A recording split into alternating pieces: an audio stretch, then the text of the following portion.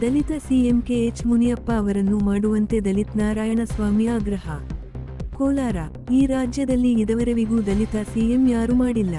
ಸೋಲಿಲ್ಲದ ಸರದಾರ ನಮ್ಮ ಜಿಲ್ಲೆಯ K H Muniyappa.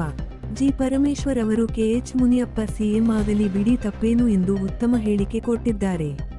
K H Muniyappa ಅವರ ಮೇಲೆ ಇದುವರೆವಿಗೂ ಯಾವುದೇ ರೀತಿಯ ಕಪ್ಪು ಮಚ್ಚೆ ಇಲ್ಲ. ಈ ರಾಜ್ಯದ ಬದಲಾವಣೆಗೆ ದಲಿತ ಸಿಎಂ ಅವಶ್ಯಕತೆ ಇದೆ. ದಲಿತ ನಾಯಕರಲ್ಲಿ ಮಹದೇವಪ್ಪ, ಪ್ರಿಯಾಂಕ್ ಖರ್ಗೆ, ಜಿ. ಪರಮೇಶ್ವರ್ ಇದ್ದಾರೆ. ಆದರೆ ಹಿರಿಯ ನಾಯಕರಲ್ಲಿ ಕೆಎಚ್ ಮುನಿಯಪ್ಪ ಇದ್ದಾರೆ. ನವೆಂಬರ್ ತಿಂಗಳಲ್ಲಿ ಸಿಎಂ ಬದಲಾವಣೆ ಎಂಬ ಕೂಗು ಕೇಳುತ್ತಿದೆ.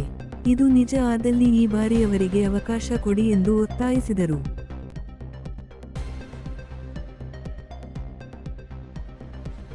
ಈ ದಿನ ಏನು ರಾಜ್ಯದಲ್ಲಿ ಚರ್ಚೆ ಆಗತಕ್ಕಂಥ ವಿಚಾರ ಏನಂತ ಹೇಳಿದ್ರೆ, ಇವತ್ತು ದಲಿತ ಮುಖ್ಯಮಂತ್ರಿ ಆಗಬೇಕಂತಕ್ಕಂಥದ್ದು ಭಾರತೀಯ ದಲಿತ ಸೇನೆ ಸಂಘಟನೆ ವತಿಯಿಂದ ನೇರವಾಗಿ ಹೇಳ್ತಾ ಇದ್ದೀನಿ. ನಾನು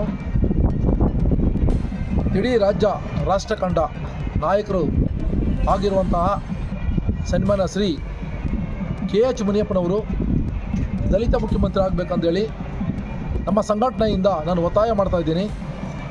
ಇಡೀ ರಾಜ್ಯದಲ್ಲಿರ್ತಕ್ಕಂಥ ಜನತೆ ಇವತ್ತು ಎಲ್ಲ ದಲಿತ ಮುಖ್ಯಮಂತ್ರಿ ಆಗಬೇಕಂತಕ್ಕಂಥದ್ದು ದಲಿತ ಸಂಘಟನೆಗಳ ಜೊತೆಗೆ ಒತ್ತಾಯ ಐತೆ.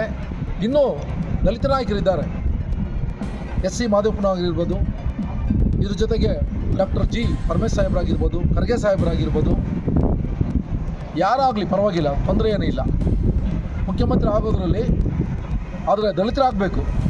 ಹಾಗಾಗಿ ಡಾಕ್ಟರ್ ಜಿ. ಪರಮೇಶ್ ಸಾಹೇಬರು ಪತ್ರಕರ್ತರು ಒಂದು ಪ್ರಶ್ನೆ ಕೇಳುವಾಗ ಯಾರು ಸಿ ಎಂ ಆಗಬೇಕಂತಕ್ಕಂಥದ್ದನ್ನು, ಏನು ಕೆ ಎಚ್ ಮುನಿಯಪ್ಪನ ಆದರೆ ಏನು ತಪ್ಪೇನೋ ಐತೆ ಅಂತಕ್ಕಂಥದ್ದನ್ನು ಡಾಕ್ಟರ್ ಜಿ. ಪರಮೇಶ್ ಸಾಹೇಬರು ಆ ವಿಚಾರ ಹೇಳಿದರು. ಆದ್ದರಿಂದ ನಾನು ಒತ್ತಾಯ ಮಾಡ್ತಾಯಿದ್ದೀನಿ, ಏನು ಕೆ ಎಚ್ ಮುನಿಯಪ್ಪನವರು ಸಿ ಎಂ ಆಗೋದ್ರಲ್ಲಿ ಏನು ತಪ್ಪೇನೈತೆ ಅಂತಕ್ಕಂಥದ್ದು ಇವತ್ತು ನಮ್ಮ ಭಾರತೀಯ ದಲಿತ ಸೇನೆ ಸಂಘಟನೆ ವತಿಯಿಂದ ನಾನು ಒತ್ತಾಯ ಮಾಡ್ತಾಯಿದ್ದೀನಿ.